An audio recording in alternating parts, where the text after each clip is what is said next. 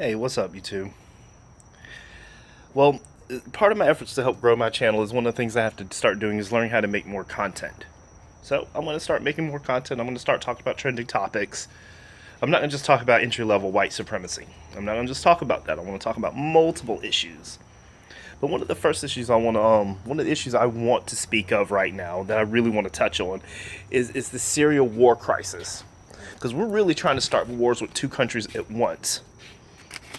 Syria and Iran. See, we definitely plan on going on Syria first. We're not going to try to take on both Syria and Iran. We ain't going to do that. We'll get humiliated just like we did in Vietnam.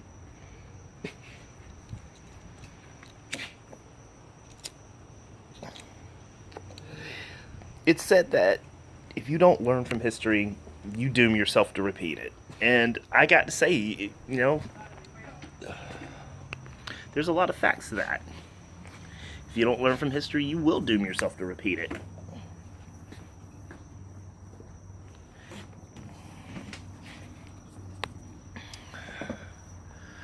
Look, we have a history of interfering with other countries' affairs. They get pissed off when those countries do the same damn thing. That's hypocrisy on the highest level. The stuff that's going on in Syria is the stuff that's been going on since the 1940s in the Middle East. We control governments. We determine who stays, who goes. It depends on how friendly they are towards the United States, and whether or not they want to nationalize their resources. If they do that, they'll sure as hell get toppled.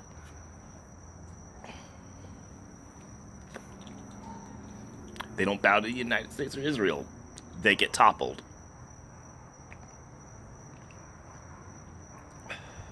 If they're defenseless or relatively defenseless, they get toppled. Let's look at what's going on in Syria in the recent chemical weapons attack. Now, a few months ago, like a year ago, there was the same thing. Under the same thing that, al-Assad did it without any proof, without any evidence. We just assume, Assad bombed his people. He gassed them.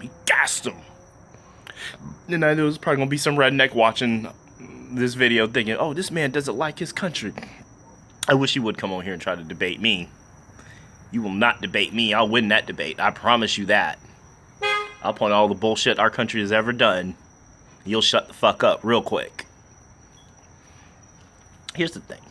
The thing is with Syria, we want to go in that country for two reasons.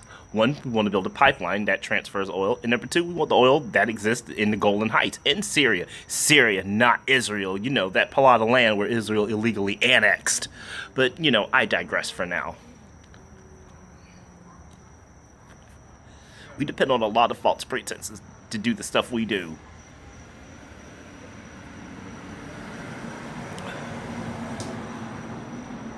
We've been doing it a long, long time. We've been in perpetual war for a long time because people behind the scenes want to make their money. They want to war profiteer. And it's crazy. Putting our young boys at risk in uniform. And that shit ain't right. That shit is not right. It is not right at all. That we think we have the right to interfere in another country's affairs. Because we want something out of it and make up bullshit just to go in there. Donald Trump, no doubt, has no doubt warmongered neocons in his cabinet. There's just no doubt, especially with John Bolton in this bitch. Oh no! Oh God, no! Oh God, no! And this man wants to go, and he wants to go in Iran too, real bad. But I'm gonna tell you something. If I were the United States, I wouldn't even think about going into Syria or fucking with Iran. Because guess who? What? They got Russia and China got they back. Russia don't play them games. I've researched. I've seen their weapon systems. It's not the point and shoot shit they had in the Soviet era. They've advanced. They actually have software. They have shit that can counter ours and everything.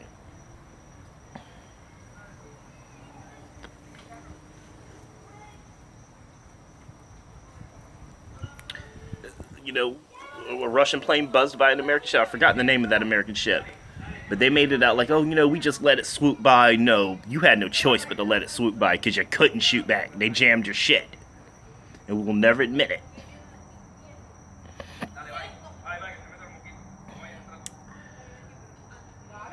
I think we'll be in for the shock of our lives. We try to go in there because Russia, Iran, China, they ain't playing with us. They ain't playing with us. They're not. But unlike Iraq, it won't be that sanitized, relatively sanitized. We won't lose no few thousand. We will lose tens and tens of thousands of soldiers. They have the ability to hurt us.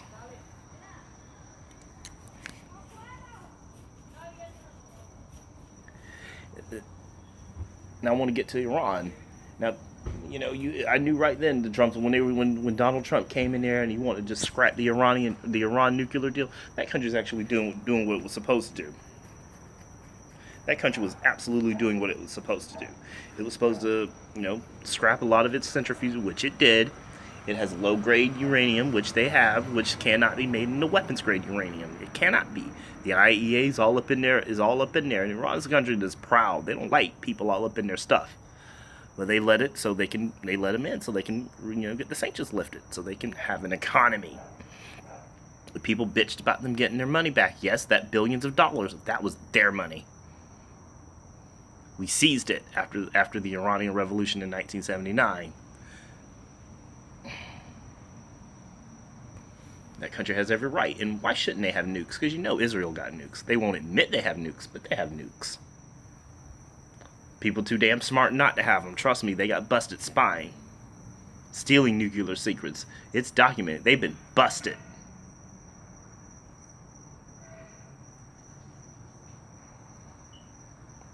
But yet we're mad at Iran for one. What do you expect? When we're constantly threatening war just because they want to do the same stuff. They want to, because they engage in a little subterfuge, and we don't do that. Come on, man.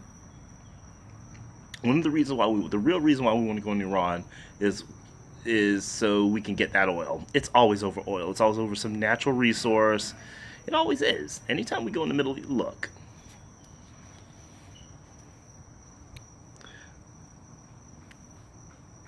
There have been a lot of countries that have been in conflicts, and we ain't in none of those countries. Like Somalia, there's a lot of countries we don't go into. See, countries that have resources, yeah, we're gonna interfere. We support 75%. We support 70% of the world's dictatorships. But the media, the mainstream media, they won't admit to that. I mean, it's quietly put there and just like, nope. We support most of the world's dictatorships. So why can't Iran just have its government be left alone? Because they don't bow to the United States. See, Iran, like Israel, they have their own weapons industry. They can build their own aircraft. They build their own guns. And that's probably why those two countries don't like Iran very much, because they can do shit on their own. And that doesn't bode well with us.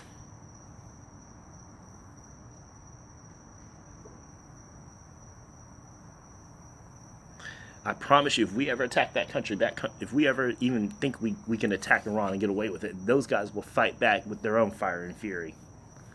Iran's a very old country for a reason. It's never been subjugated for a reason. It's never been subjugated. Unlike Iraq and unlike Syria, it's never been partitioned. It's never been subjugated. That's why Iran has more natural borders. They're more natural.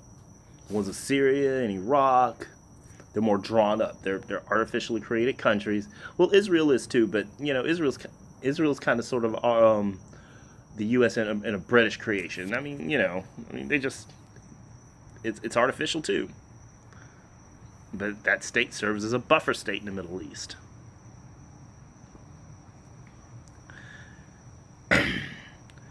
So when a country's doing everything it's supposed to do, why do we have this need to renege on it? Oh, that's right.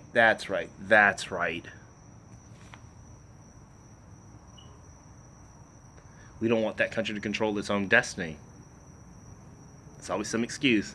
When Benjamin Netanyahu went to the Congress and spoke without the permission of the Obama administration, just to slap that man in the face. Oh, Netanyahu's racist as fuck. He ain't never liked Obama. That dude racist as fuck. I'm sorry, and yes, Jews can be racist against black people. And people try to pretend that they can't. And I ain't got nothing against all Jewish people. Most Jewish people, are good, hard-working folks. They are. They have to be smart and industrious. And you know what? And I tip my hat to those folks. I do tip my hat to them. I do. But that doesn't justify some of the stuff they've been on. That don't justify it at all. It don't. And they want to talk about bomb Iran, but they won't do that shit by themselves. That's why they're trying to egg us into it.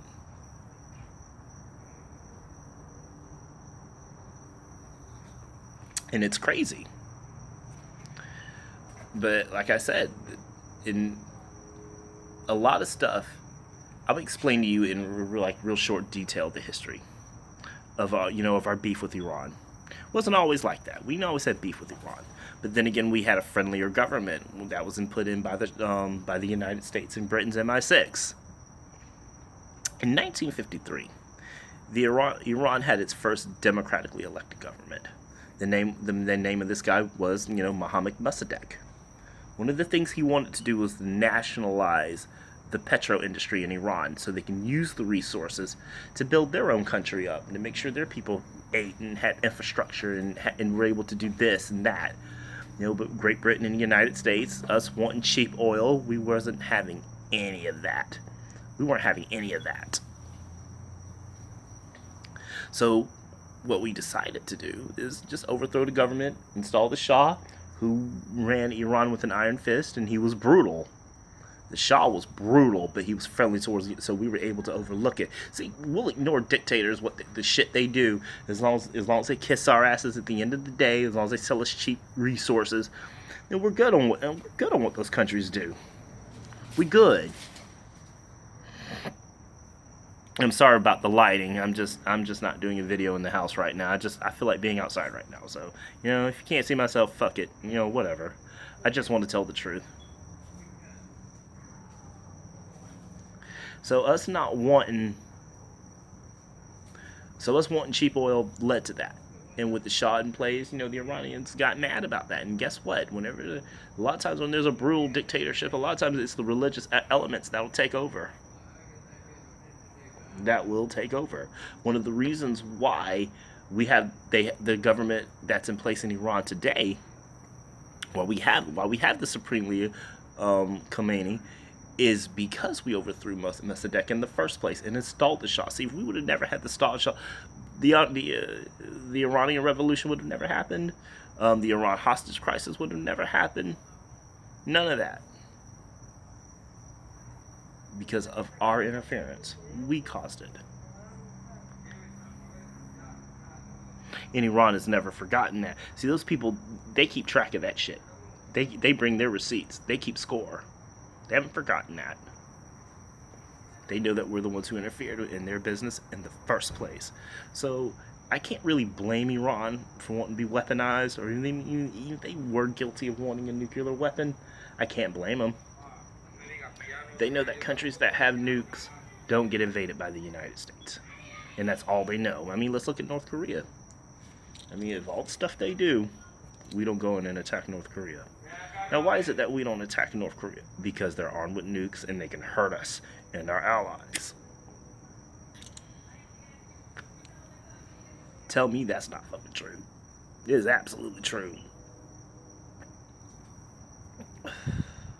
All they're doing is looking at history themselves. When Gaddafi gave up his weapons in Libya, guess what? He got toppled. So what are the Iranians supposed to think? Assad got rid of his weapons, and guess what? We talking about Assad got rid of his weapons of mass destruction. Guess what? We're still talking about going to war in Syria. And we're trying to cook up all kind of excuses to get in that country's business. We want to fuck with Iran too. Again, we should leave those countries alone. These neocons, we're not learning from history, folks. And unfortunately, as a society, I have a bad feeling about this. In this society, we have long pocketbooks, but short-ass memories.